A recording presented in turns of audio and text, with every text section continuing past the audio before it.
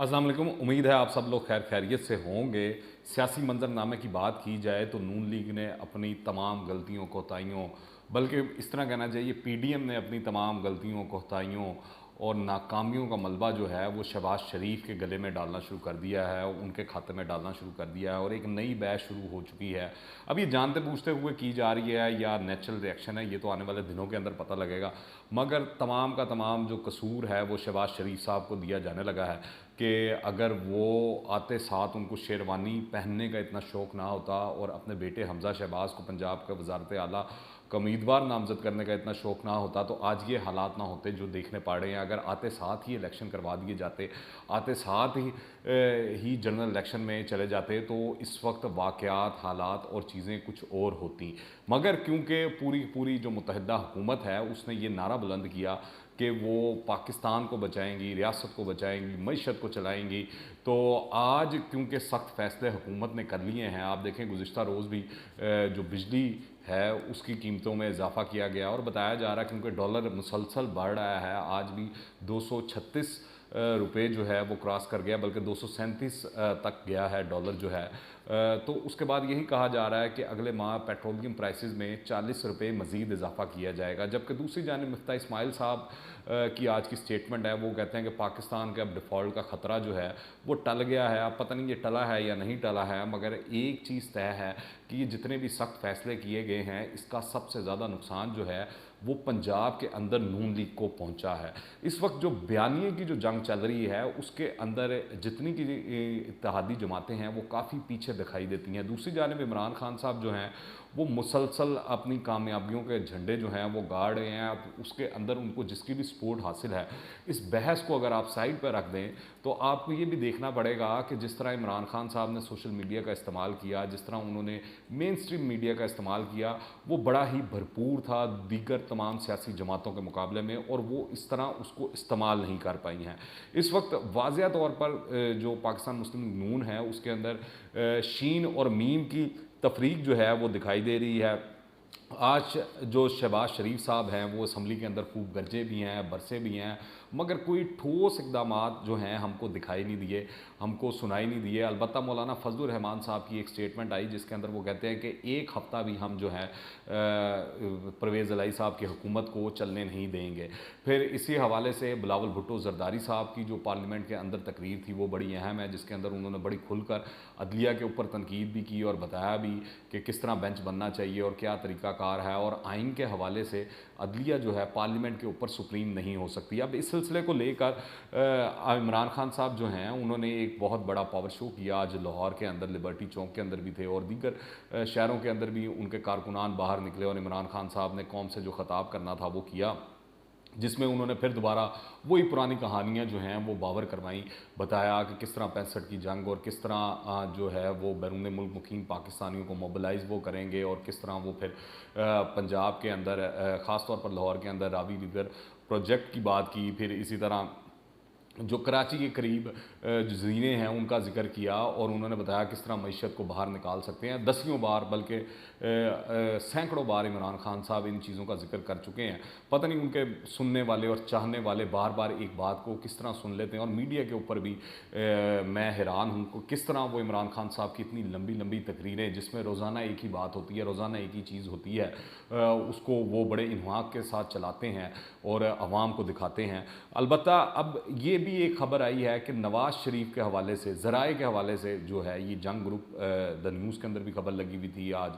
जंग में भी लगी हुई थी, उन्होंने रिपोर्ट की है कि नवाज़ शरीफ चाहते हैं कि जल्द से जल्द जनरल इलेक्शन हो जाएं। अब ये एक ऐसा मौक़िफ़ है, एक ऐसा पॉइंट है जिसके ऊपर इमरान खान साहब और नवाज़ शरीफ साहब जो हैं वो दोनों एक सेम पेज पर दिखाई देते हैं। अलबत्ता इमरान खान साहब ने अपने ताबड़तोड़ हमले जो हैं वो चीफ़ इलेक्शन कमिश्नर के ऊपर भी जारी व सारी रखे और उन्होंने कहा कि वो उसको बदलना बड़ा ज़रूरी है। अब देखते हैं ये बदलते हैं कि नहीं बदलते हैं। अभी तो जो ये जुडिशल एक्टिविज़म है इसका काफ़ी शोर मचा हुआ है, वो चाहे बार कौंसलें हों, चाहे पार्लियामेंट हो, हर जगह इसकी आवाज़ सुनाई दे रही है। और इस हवाले से ये भी खबरें आ रही हैं कि ये जुडिशल एक्टिविज़म کہ آگے جو ہے کوئی نہ کوئی بند باندھنا پڑے گا۔ اب اس سلسلے کے اندر پارلیمنٹ کامیاب ہوتی ہے کہ نہیں ہوتی، یہ تو اب تمام سیاسی جماعتیں اگر ایک پیج پر ہوں گی تب ہی ہوتا ہوا دکھائی دے رہا ہے، ویسے ممکن نہیں ہے۔ دوسرا، ایک اب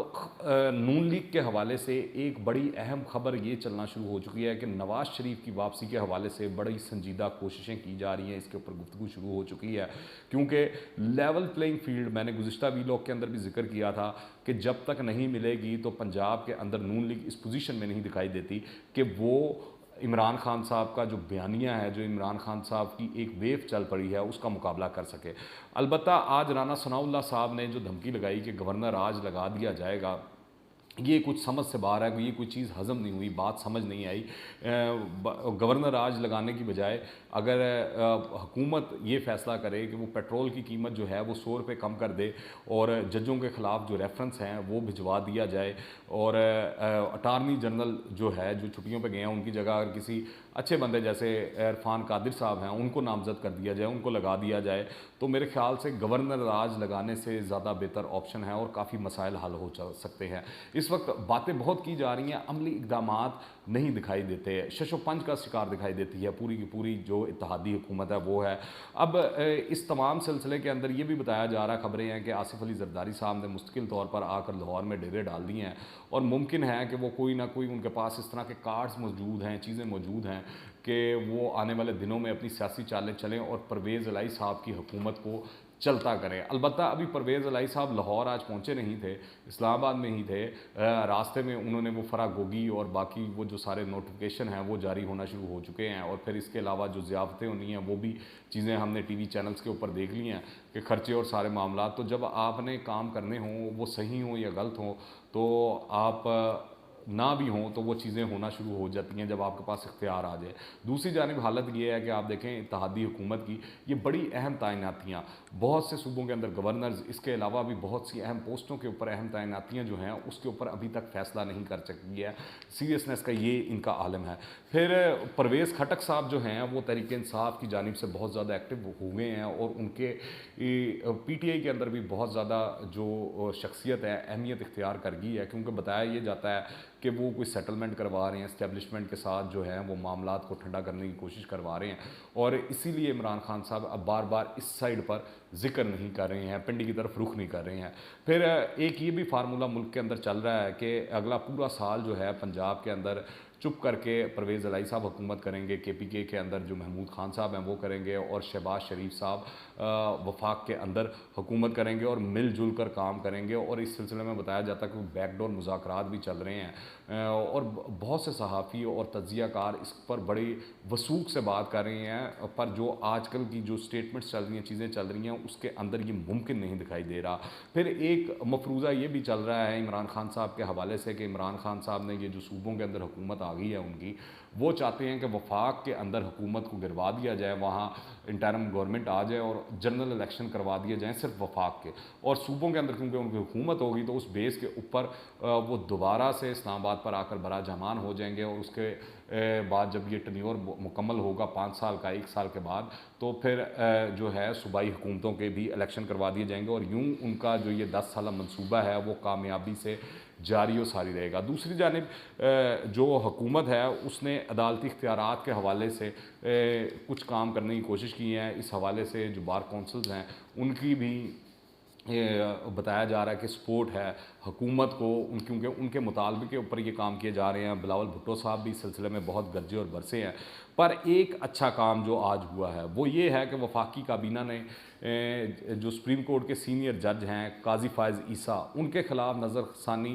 درخواست جو ہے وہ واپس لینے کی منظوری دے دی ہے، جس کے بارے میں سبھی کہہ رہے ہیں کہ یہ بہت درست اقدام ہے، کیونکہ اب تو عمران خان صاحب بھی اس حوالے سے مان چکے ہیں کہ یہ جو ریفرنس تھا ان کے خلاف بنایا گیا تھا یہ ان کی بہت بڑی غلطی تھی۔ ابھی صورتحال یہی ہے کہ حکومت جو ہے وہ ایک گوما گوں کی کیفیت کا شکار ہے، ایک تذبذب کا شکار ہے، ایک